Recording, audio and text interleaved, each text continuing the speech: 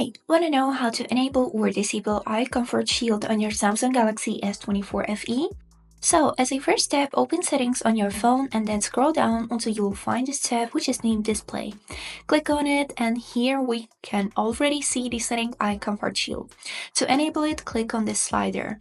And now if we would like to adjust it by ourselves, click on the name of this tab and here you'll be able to choose between two options, which is adaptive, which automatically adjusts your screen's color based on the time of the day, or custom, where you can by yourself adjust the color temperature and also set a schedule. As you can see, we can choose always on, sunset to sunrise, or also custom. But if we are talking at all, eye comfort shield keeps your eyes comfortable by limiting blue light and using warmer colors. Also, if you are using it at night, it makes you easier to fall asleep. And this is it. To disable this feature, simply click on this slider once more and you can see your screen become normal like before. I hope this video helped. Thanks for watching.